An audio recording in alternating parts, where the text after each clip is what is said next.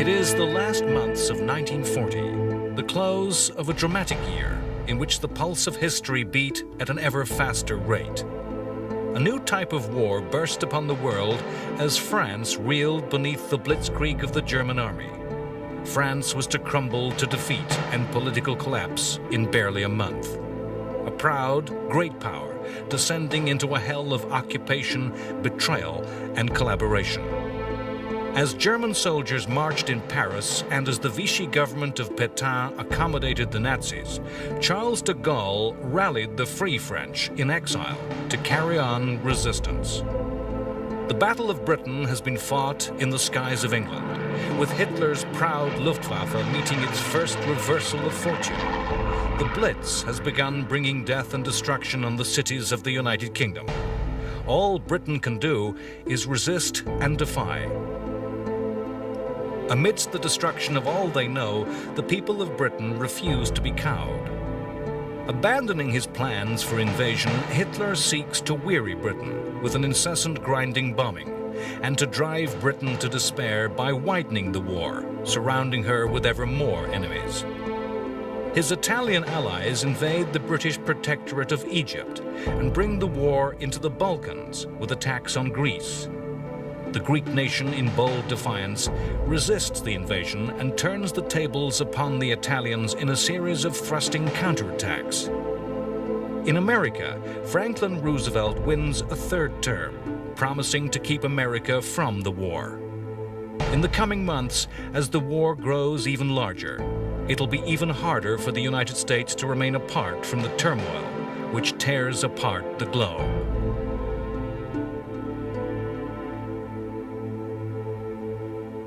As 1940 drew to a close, the war was spreading ever wider. In southern Europe, Italy had invaded Greece.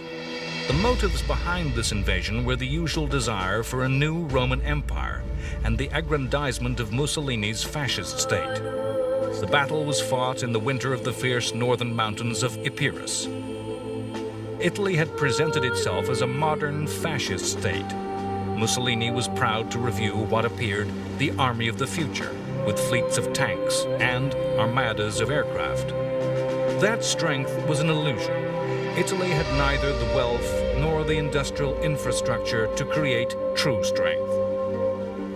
Time and time again, the Italian armies would prove by far the weaker half of the Axis partnership, inadequate to deliver the boasts and promises of the Italian leadership.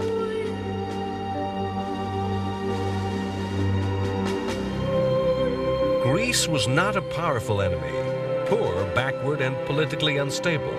Although itself ruled by a dictatorship with extreme right-wing politics, Greece was nonetheless pro-British and in alliance with Britain and France from April 1939. Presented with Italian demands and threats, the Greek dictator Metaxas, though unpopular, caught the spirit of the Greek people with one-word rejection: "Aki," no. A rebuff that provoked invasion. The invasion by the Italians descended into farce. The invaders were quickly driven back. In just days, the Greek army was pushing into Albania and occupying a large area of formerly Italian territory. With the arrival of winter, the two armies settled into inactivity, but the stage was set for the Balkans to become a dramatic arena of war. Germany's attention was still distracted by Britain and her empire, still a difficult thorn in the side of Hitler, a potential threat. Hitler's planned strategy of invading the British Isles had crashed with the planes of the Luftwaffe during the Battle of Britain. The invasion was cancelled. The invasion fleet dispersed. The new strategy aimed to defeat Britain via the Blitz, massive, heavy bomber attacks against the civilian and industrial targets of the UK. Waves of bombers would strike at night with high explosives and incendiary firebombs. The incendiary attacks were particularly devastating. Aircraft could shower thousands of small bombs, swamping and overwhelming fire services. The fires started becoming beacons to guide following waves of attacks through the darkened blackout. The German plan was to weary the British people, make them tire of the war. nighttime attacks were essential to preserve the planes of the German Air Force after the heavy losses of the Battle of Britain. Each morning, the people of Britain would awake to discover who had been killed and who had lost their homes the previous night. In late 1940, the weight of German attacks was switched from London to the provincial cities of the UK. In the wider framework of history, the weight of bombs falling on the UK cities was not great. Later in the war, a higher tonnage of explosives would fall in single nights on single German cities than was used against London in the whole war. The strategy of bombing Britain was just part of Hitler's plan to break British will. The Nazis also sought to stretch Britain to surrender by applying pressure on many fronts, from many directions. One of these extra pressure points was North Africa, where Hitler's ally, Italy, was attacking the British forces guarding the strategically important Suez Canal. As with Mussolini's Greek tragedy, the fascist forces could not deliver the promises and arrogance of the Italian dictator. The huge armies that Italy had thrown against the British had advanced but a small way into Egypt and then halted at a place called Sidi Barrani to cautiously and timidly await supplies and reinforcements. Early in November, the British Army of the Nile had mounted a massive counterattack, even though vastly outnumbered by the Italians, 300,000 men compared to the British 50,000. The British Army was an army of the British Empire, a force that included Indian troops fighting far from home, New Zealanders from the other side of the world. In the skies, above the desert, flew South Africans and many other citizens of the empire. The British swept forward over vast distances with powerful tank forces. In the next 2 months, the British destroyed a total of 9 Italian divisions, captured 138,000 Italian prisoners, destroying and taking hundreds of tanks and guns. To a Britain that had been bombarded physically by air assault, bombarded emotionally by news of British troops in seeming constant retreat, the ranks of captured Italians, their dejected columns stretching for miles under the orders of British soldiers, was a glad sight.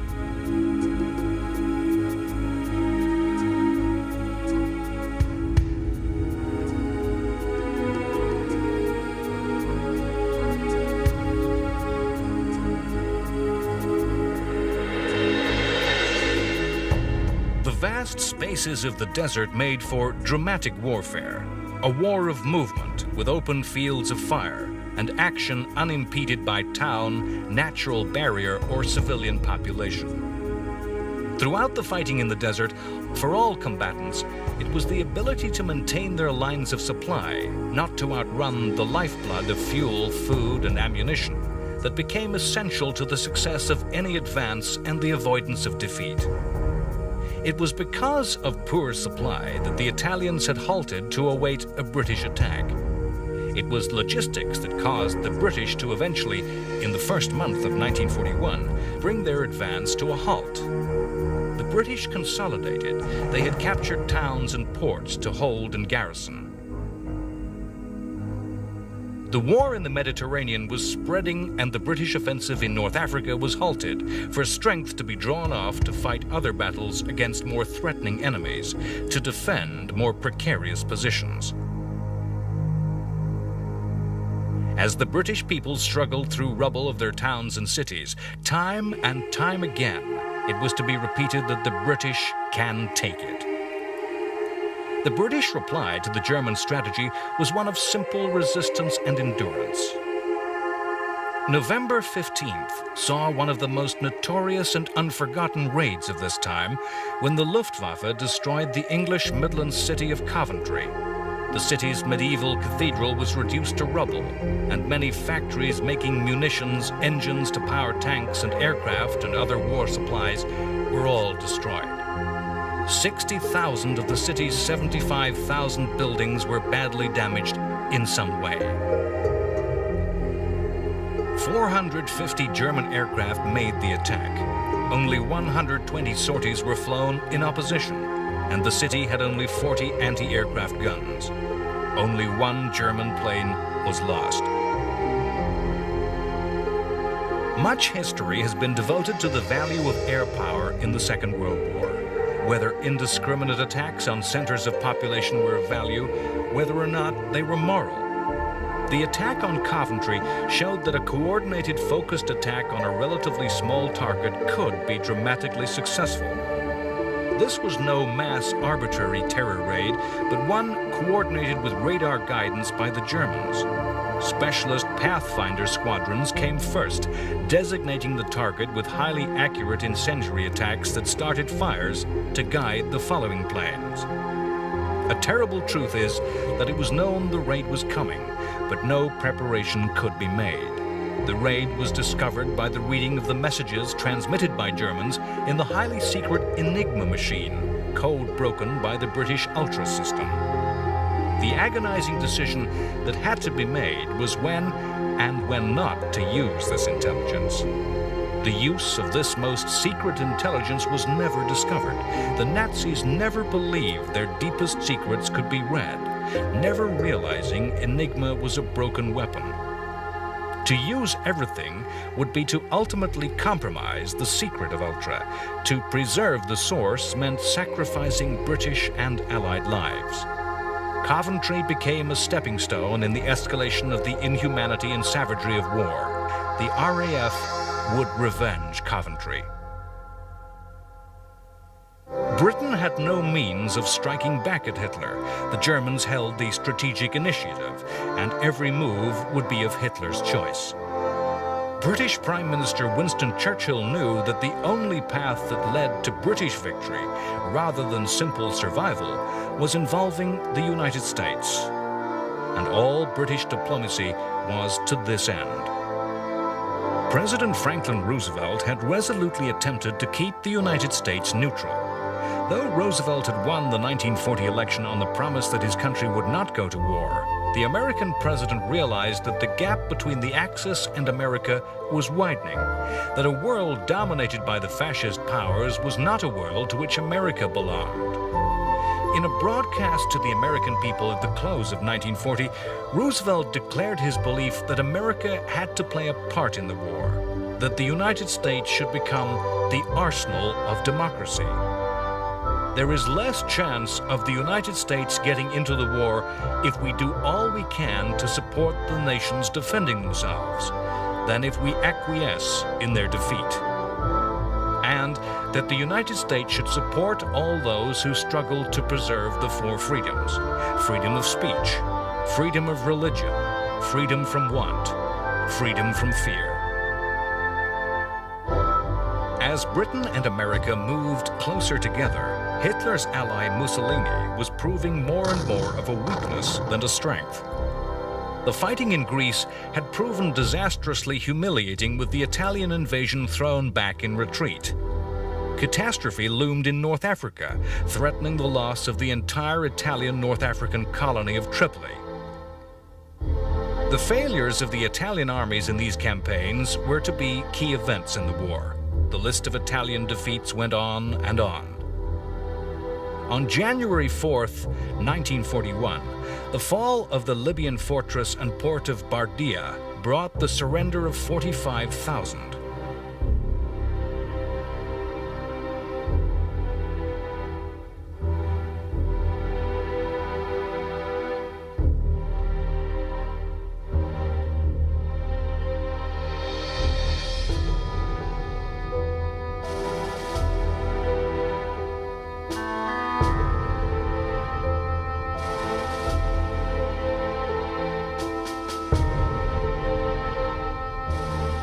On January 13th, the streets of Athens were filled with rejoicing crowds as over 1,000 Italian elite troops surrendered.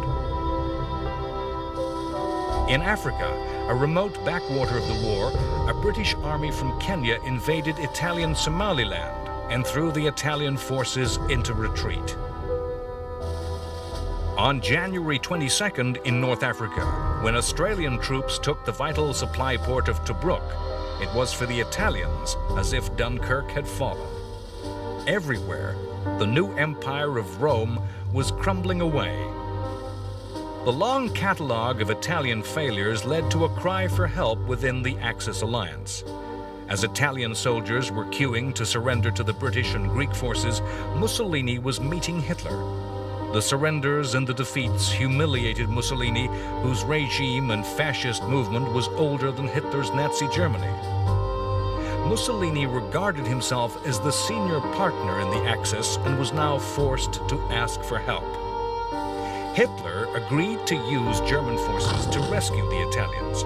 His price was Mussolini's acceptance of German direction of the war. The dragging of the German forces southwards to the Mediterranean, to the Balkans, into North Africa, was to skew German thinking, sap the strength of the German war effort in ways that time and time again, throughout the history of the war, would be to the detriment of Nazi aims. The German move southwards brought a storm of war to Malta as the British-held island came under ferocious air attack from the German Luftwaffe. The attacks on Malta were an obvious move, given its strategic position in the central Mediterranean. Malta's huge, deep, safe natural harbors made it an obvious naval base from which whatever power held the island could threaten a Mediterranean enemy with control of strategic sea routes east to west, north to south. The island was a threatening base for air forces.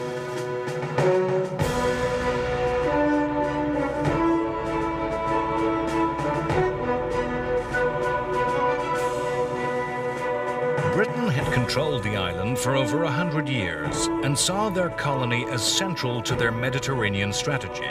It was a fortress with several airfields and a huge naval dockyard, and was an outpost in every sense.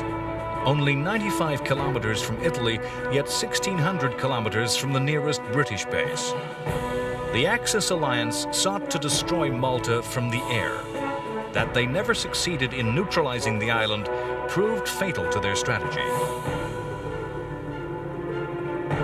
Malta had been attacked from the very start of the war with Italian aircraft, for a time defended by just 3 obsolete biplanes.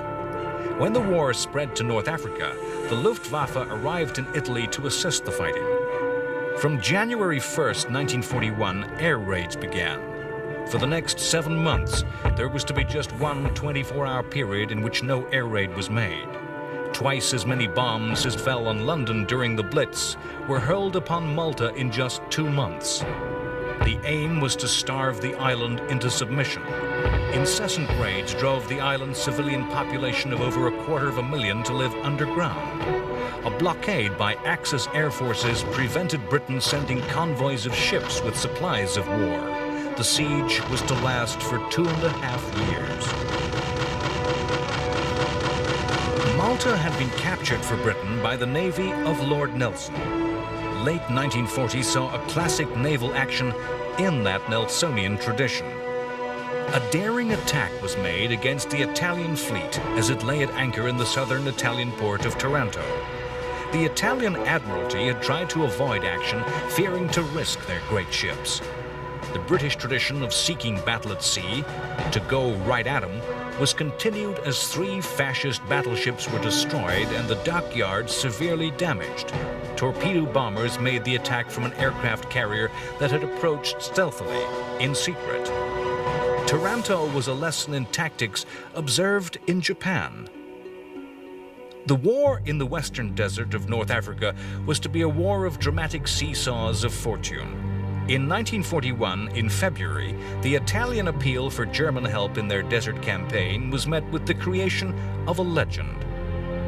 German forces, small compared to the number of men involved elsewhere in the war, were landed in North Africa.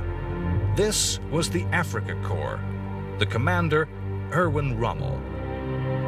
The guiding thinking that led Rommel's Africa Corps was mobility, always to maintain movement until the moment was right for attack. In southern Europe, other events were taking place that would give Rommel his chance. On April 6th, Britain landed troops in Greece. At the same time, Germany's aid to Italy arrived in the Balkans. panzer armies, 24 divisions strong, some of Germany's best and most mobile troops were moved into Germany's ally Bulgaria, ready to strike. On April 6th, those troops burst in a simultaneous blitzkrieg upon both Greece and Yugoslavia. The war was to be remarkable by the speed with which countries were to collapse before blitzkrieg onslaught. Yugoslavia was just another country in the way of German strategic goals, a role that the German armies had to take to achieve their objectives. Yugoslavia fell in 9 days. Its army of over 1 million descended into chaos. Yugoslavia's factions and ethnic hatred surfaced as the Croatian and Muslim units in its multi-ethnic army mutinied and went over to the Nazis. The Germans lost just 151 dead as they simply marched through the country to attack Greece. The lack of Yugoslav resistance meant that the combined British and Greek armies were completely outflanked, outnumbered, outgunned, and overwhelmed. Less than 3 weeks after arriving in Greece, the decision was taken to evacuate the Greek mainland. A long fighting retreat began as British, Australian, and New Zealand soldiers began a withdrawal, heading south towards yet another Dunkirk. Once again, the Navy rescued the soldiers. 50,000 were saved. Greece was added to the long list of countries over which Axis domination was spread. Churchill was to say that he believed the decision to fight in Greece to be the only mistake that his government had ever made. The crucial error in Britain's deciding to fight in Greece was that the campaign stripped strength and forces from other theaters of war, most notably the western desert of North Africa. As the Battle of Greece was barely beginning, in the western desert, the dramatic advances which had yielded such huge gains of territory and vast numbers of prisoners were about to be reversed. Within days of arrival, the Africa Corps burst onto the war, smashing through weak screening forces and thrusting deep to the rear of the British lines. The speed of the advance such that the British commanding general, Richard O'Connor, was overtaken and captured as prisoner of war. The German advances terrified even the German High Command, who described Africa Corps Commander Rommel as stark mad, advising him to consolidate his victories, to dig in. The response by the British was panic. Churchill threw resources at the situation, tanks and troops to mount a counterattack. Rommel and the Africa Corps were as able in defense as they were in attack.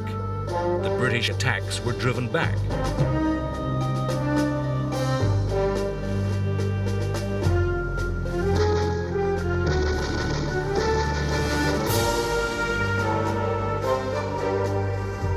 The British forces reeled backwards and both armies paused, awaiting the next blow from the Germans.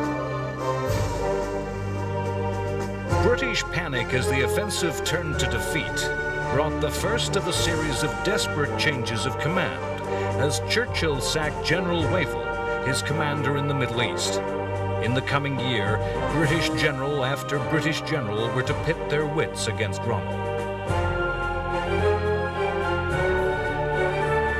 On the other side of the world, events were taking place that were to have a dramatic and devastating effect on the war, on the whole course of Chinese history. China had been the scene of a protracted war since the 1930s. Indeed, some historians hold that World War II really started in 1937, as China struggled to resist the forces of the Empire of Japan. Japan wished to absorb China within the Greater Asia Co-Prosperity Sphere. Masquerading as an alliance against European colonial exploitation, the Co-Prosperity Sphere was, in reality, a mechanism by which the resources of Asia were exploited by Japan. It was a war with its own justification, a war to gain the resources that were needed to fight the war. In China, the Japanese fought an alliance between the Kuomintang, the nationalists, led by the military strongman Chiang Kai-shek, and communist forces led by Mao Zedong. The anti-Japanese alliance was always built on shaky foundations. Before the Japanese invasion, the two factions had fought for control of China. Already in January 1940, the cracks were appearing in this alliance, which warned of future conflict.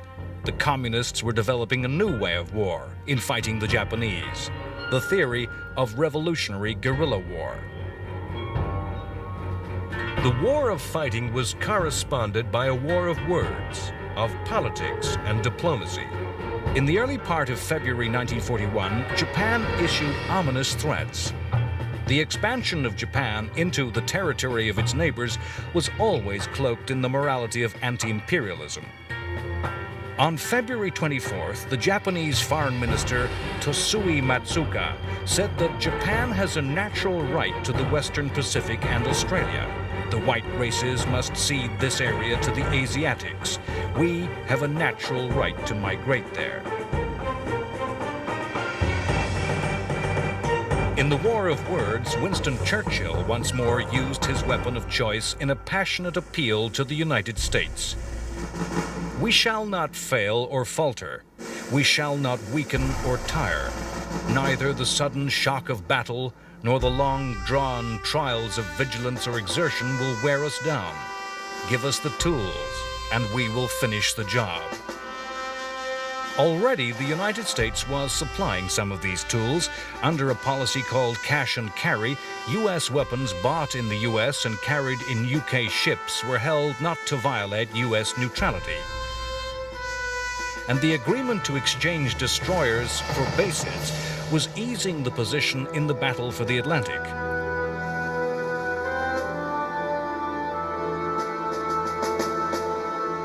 In March 1941, U.S. support moved to new levels. Roosevelt signed into law the Lend-Lease Bill. Lend-Lease enabled the president to send weapons, munitions, aircraft, machinery, and designs to any country whose defense he felt essential to the well-being of the United States. Essentially, the bill gave Britain a blank checkbook to fight the war with American industrial wealth. At the same time, America stopped supplies to Germany of the strategic materials of the specialist resources needed for weapons systems. That the isolationist sentiment of the American Congress was overcome was a sign that American government and people were starting to realize that they had to support the democracies of the world, that the collapse of the British Empire would mean global chaos. Lend-Lease enabled President Roosevelt to make good use of his pledge for America to become the arsenal of democracy. At the same time as the U.S. was supplying the stuff of war, Britain was further mobilizing and using its store of human talent to the full.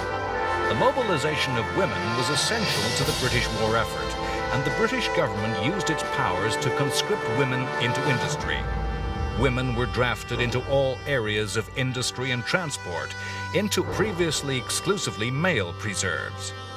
Jobs previously classified as mysterious male crafts were suddenly de-skilled, and women took the places of men taken into the armed forces. It was an area where Nazi ideology was weak. The Nazis believed women only good for the breeding of children and caring of the home. This tunnel vision was to be a failing in the mobilization of industry.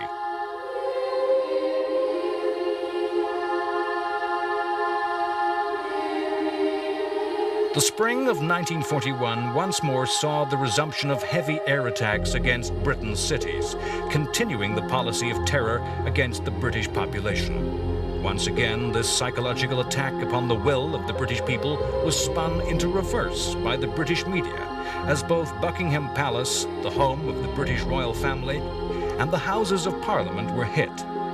Cinema newsreels used the news to further reinforce the sense of coherent solidarity in the British population. People and government were all in this together and determined to tough it out. In a secret war directive, Hitler was to admit the failure of his plan to cow Britain with aerial terrorism. The bombing campaign has had least effect of all, he said. As far as we all can see on the morale and the will to resist of the English people. No decisive results can be expected from terror attacks on residential areas. Bombing is to be intensified on shipping and the ports to inflict the greatest possible damage on the British economy and to give the impression that an invasion is planned for this year. In all wars, the secret decision to act, the secret intention, the secret weapon gives advantage. In spring of 1941, Britain used a secret weapon to win a dramatic victory at sea against the Italians. In the Battle of Matapan, the Royal Navy lured a force of Italian warships to destruction off the southern coast of Greece. That victory was made possible by the use of secret intelligence, by the Ultra system that had managed to break the most secret German codes. If the battle was maneuvered by state-of-the-art technology, it was a victory won by traditional naval strengths, speed and accuracy of firing, by superior seamanship, by the aggression and courage of the crews.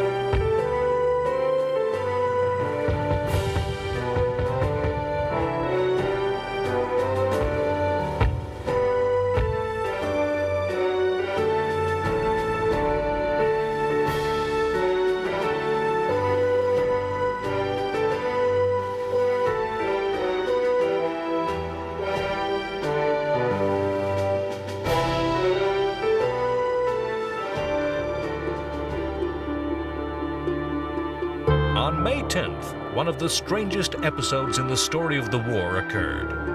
Adolf Hitler's deputy Führer, Rudolf Hess, parachuted into Scotland alone. Hess claimed his astrologer had told him that he, Rudolf Hess, was personally destined to be the bringer of peace between Britain and Germany. Hess claimed that in return for a free hand in Europe, Britain would be allowed to retain her empire.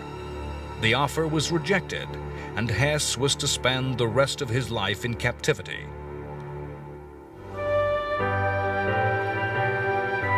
Amidst all the fighting on the land, the new diversion of aerial battles and the struggle of small ships against the submarine, it was still the Royal Navy at sea, as battle fleet, a line of mighty ships sailing in line astern that was taken as the symbol of Britain's armed might. In the British fleet at sea was seen an icon of British strength, of the domination of a worldwide empire, of British virtues and character. The fleet at sea, a battle fleet of heavy gun ships, was in a direct historical tradition that linked the Navy in a continuous line to the fleets of history and other finest hours. If one ship was to be taken as a symbol of the Navy, it was HMS Hood, named after an admiral of the golden age of the 18th century Navy. Hood was the largest ship of her type in the world, vast and powerful. In May 1940, Hood was ordered to engage the German battleship Bismarck. Bismarck was the Hood's opposite number in the German Navy, the largest and the most powerful. Bismarck had put to sea to act as a surface raider against the Atlantic merchant ships. Few vessels could outrun her. No escorts of destroyers or light cruisers could match her firepower. She had to be met by an opposite number of equal weight. Hood had been laid down in World War I and put to sea in 1920. The engagement with Bismarck was Hood's first and only battle. In the space of just a few minutes, the Hood was destroyed with the loss of all but 3 of her crew. Hood and Bismarck were, of course, effectively obsolete. The future of war at sea lay in the combination of naval strength with air power, the aircraft carrier. Bismarck was chased by over 100 British ships. It was torpedo attacked by bombers from an aircraft carrier, making her impossible to steer. Bismarck was to circle helplessly and could not maneuver to resist the combined strength of British ships closing in, and met her end. Coming so soon after the loss of Hood, Britain rejoiced. Having driven British, Greek, and Empire forces out of mainland Greece, there remained in late spring of 1941 one remaining obstacle to the securing of Hitler's southern flank: This was the Greek island of Crete, which, if in Allied hands, could have been made a fortress that could menace the Axis. On May 22nd, the Germans attacked the island in an assault that was to be unique in military history. Crete was to be the only campaign that was begun and fought to conclusion using airborne forces alone. On May 22nd, the skies of Crete filled with paratroopers. In 1941, the paratrooper was seen as the soldier of the future, with a way of fighting that combined the modern technology of flight with an act of courage and daring that seemed to require extra special human qualities. Paratroopers in all armies thought themselves the elite, with distinctive uniforms and a high esprit de corps. In an age when radar was new and unsophisticated, aircraft could still spring surprises, and throughout World War II, parachute drops had dramatically seized fortresses, surrounded slow-moving formations, caused panic and fear in civilian and soldier alike. In an age when the ordinary infantryman was armed with a simple rifle, the long period when the paratrooper dangled helpless in the sky as a slow-moving and clear target was not so great a weakness. The German Parachute Division, part of the German Air Force, with its attached glider troops and airborne regiments, each with their own transport, had a triumphant war, carving their own place in history. In campaign after campaign, winning stunning victories without reverses. The German plan for the invasion of Crete was a bold, logical conclusion of these successes. Once secured, the plan was to use Crete as a base from which to attack Cyprus, and in the same way from Cyprus to attack Lebanon and Palestine, and threaten Britain's Middle Eastern oil and the Suez Canal. Meeting with the Africa Corps, attacking from the west in a grand pincer action. Parachute and glider forces were to seize Cretan airfields, which would then be used to fly in transport planes with reinforcements to secure the victory. Only when the victory was won would the seaborne troops arrive. The British Prime Minister Churchill had his own plans for Crete. He had ordered the island made into a fortress, in which troops were to be dug in impregnable positions. Churchill thought that the Germans would attack the island and be defeated in a battle that would turn the tide in the Balkans. The large garrison that was to fight the Germans was a hodgepodge farrago of different units, of hastily organized and improvised formations, of logistics troops given rifles, of whole regiments fleeing the Greek mainland that arrived with no boots. The German attack on the first day was disastrous, paratroopers dropping in many cases directly on top of the British positions. In a bitter battle lasting barely a week, the victory Churchill imagined very nearly came. But in the end, the German strength grew. And once more, the Navy was called upon to arrange the escape of an army. The bedraggled troops threaded their way over the mountains of Crete to escape.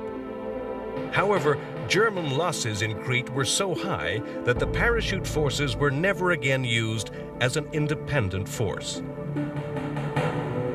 Behind all the events of the war, as it spread to every country, town, and village of Europe, behind all the images of chaos, of mass destruction, of desolate surrender and desperate hard-fought victory, underlying the fighting on land, sea, and air, there was a plan. There was a grand strategy that looked into a larger history, to a destiny. From the very beginning of Nazism, from its earliest days, Hitler's philosophy of National Socialism was a theory of history that explained the past and predicted the future. Hitler saw National Socialism's destiny as confronting and destroying Soviet communism in the East. It was a fight to gain living space for the superior German race at the expense of the inferior Slavic people of Russia. Hitler believed this titanic confrontation essential for the future of the world, and something about which there could be no compromise, an inevitable certainty. In 1939, the world had stood in shock at the Nazi-Soviet pact. an alliance of two ideologies previously in direct and deadly opposition. For Hitler, the pact gave him the freedom to destroy Poland, the freedom to fight in the West with not a threat of war on two fronts. For Stalin, the pact brought the illusion of security. In Hitler's grand scheme and stratagem, the pact was a sham to buy time. All events of the war from 1939 were part of the bigger grand plan to invade and destroy Russia. Each campaign shaped and shaded by this goal which lay beneath every Nazi move. The cancellation of the invasion of Britain was due to a shifting of Hitler's gaze eastwards. The story of the war in 1941 is the story of successive distraction and diversion from Hitler's great plan. All through 1941, Germany was assembling a massive force along the borders of Soviet Russia. The shifting focus of effort meant that pressure slackened on all other fronts, as planes, guns, tanks, men, and above all, Hitler's will was turned to the east. As Stalin reviewed his armed forces, he believed his country was safe. The Soviet forces looked immense and strong, with the largest number of tanks in the world outnumbering the potential enemy. The Soviets believed the Nazi-Soviet pact would hold, that Hitler would keep his word. Stalin's pre-war show trials and purges, his paranoia which caused him to eliminate anyone he thought dissident, had caused the death of many good officers and filled the ranks with men afraid to show independence and initiative. The Russian forces were filled with political commissars, placed to ensure the reliability and loyalty of the troops to communism. Stalin was obsessed with territory and deployed his vast resources to ensure that no areas gained in his grab of Poland would be lost. Against all military sense, his armies were deployed along his western border, defending every turn and twist of the line on the map with no consideration for natural defensive positions of terrain or of defense in depth. In June 1941, it was clear that the war was coming. Russia was warned by British intelligence that German forces were being transferred east, that 3.6 million German soldiers, 3,350 tanks, and 2,000 aircraft were massed upon the German-Russian frontier. Stalin refused to believe an attack was close, even when a defector revealed the exact date and start time, June 22nd at 4 a.m. On that day, the largest force of war ever assembled in the history of the world moved. Hitler called his plan Operation Barbarossa, after the medieval German emperor who led German armies to the east centuries before. Barbarossa consisted of 3 attacks. Each followed a historical invasion route. In the north, a thrust was made along the coast towards Leningrad, modern-day St. Petersburg. In the center, the most powerful attack was aimed at the Russian capital and the encirclement and destruction of vast numbers of Russian troops. The third, southern thrust, was a stab at the Ukraine, the heart of the Soviet Union's agricultural, industrial, mining, and oil-producing area in southern Russia. The attacks were to the classic blitzkrieg formula of heavy air bombardment with powerful deep attacks by tanks and motorized infantry, encircling the enemy, who could then be destroyed by slower-moving infantry. Apart from marshes to the central area of the frontier, no natural barrier lay in the path of the Germans and their goals. The vast space of Russia offered terrain ideal for armored warfare. In autumn and spring, heavy rains turned the mostly dirt roads to mud. However, in the dry heat of the Russian summer, the vehicles rolled forward easily and quickly. It's hard to conceive of the massive numbers involved in the eastern fighting. Mass surrenders and defeats on a scale never before seen. Many hundreds of thousands of men were captured. The Soviet army began Barbarossa with a strength of 2,600,000. In the first months of the campaign, its strength fell to 800,000. Moreover, the battles were fought with a ruthless brutality probably unknown in Europe since Christian armies defended the continent from Muslim Ottoman Turks. Encircled, surrounded Russians fought with a tenacious despair that even the most stubborn and determined French soldiers had not shown. The Germans showing ferocious lack of pity that no Western soldier had yet to face. The soldiers of Germany took their lead from Hitler, who on March 30th said, "The war against Russia will be such that it cannot be conducted in knightly fashions. The struggle is one of ideology and racial difference, and will have to be conducted with unprecedented, unmerciful, and unrelenting harshness. All officers will have to rid themselves of obsolete ideologies. I know that the necessity for such means of making war is beyond the comprehension of generals, but I insist that my orders be executed without contradiction. The commissars are bearers of ideology directly opposed to National Socialism. Therefore, the commissars will be liquidated. German soldiers guilty of breaking international law will be excused. Russia has not participated in the Hague Convention and therefore has no rights under it." German soldiers, many of whom had grown up under Nazi rule, identified with Hitler's words and were callous instruments of his will. Russian troops of all ranks and classes were treated with disregard. The communist commissars, the political officers, were shot out of hand. A total of 5,700,000 Russians were captured by the Germans in the whole of the war.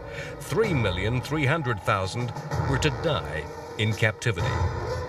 Yet, in the Russian mind, fear of the enemy was outweighed by fear of Stalin.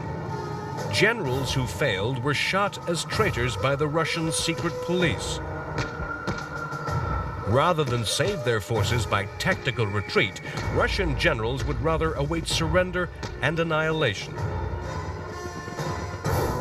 The success of Barbarossa seemed the fulfillment of the Nazi destiny and the end of Soviet communism, a vindication of the Nazi ideology. Those who do not understand history are condemned to repeat it. The German armies followed in the footprints of the French army of 1812, which had perished in the snow of the Russian winter. Barbarossa began in late June, when already some of the better, finer weather of the Russian summer had gone, and the countdown to the deep Russian cold begun. The deep, deep cold that was as ferocious an enemy of the invader as any army. Historians will forever debate whether the wars in the south of Europe delayed the start of Barbarossa, leaving too little time before the end of summer. Barbarossa was Hitler's vision, his dream.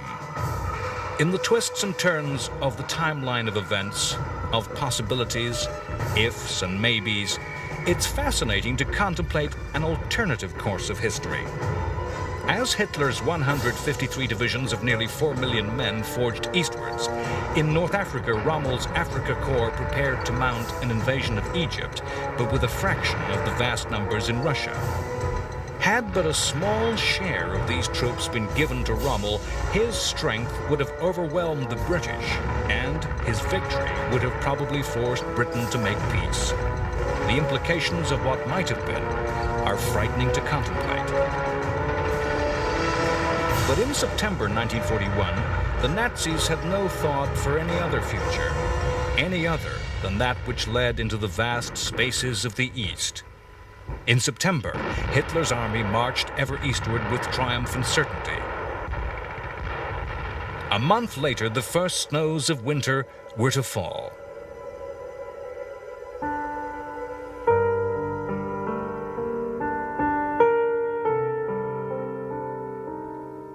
Next time on World War II, The Complete History, the terrible drama of Barbarossa unfolds with the German armies at the gates of Moscow. Stalin orders the destruction of the very fabric of the Soviet Union before the advancing Germans, and the Russian winter throws its icy grip round the armies of the Third Reich. As America marches on the path to war, an old soldier, Douglas MacArthur, is recalled to the service of his country. Britain and America move closer to alliance as the U.S. Navy begins to take active involvement in fighting German U-boats in the North Atlantic. In the constant fencing of diplomacy around the war of words that went hand in hand with the fighting, Stalin urges his Western allies to start a second front. In the Far East, Japan continues its ever more belligerent attacks upon the European powers in Asia. In a last desperate move to preserve peace, U.S. President Roosevelt appeals directly to Japanese Emperor Hirohito. While politicians talk peace, the fleet of the Japanese Empire secretly approaches the Hawaiian Islands and the U.S. base of Pearl Harbor, its aim to knock the U.S. Navy out of the Pacific War. The strain breaks, and on what Roosevelt is to call the Day of Infamy, as the U.S. fleet lies at anchor, the planes of the Japanese Navy burst out of a morning sky to rain death and destruction. Sane minds in Japan already know it is a desperate gamble for the Japanese Empire, that a war must be won quickly or lost to the industrial might of America. On the same day, Germany declares war upon the United States, and the fates of both Nazi and Japanese empires are sealed.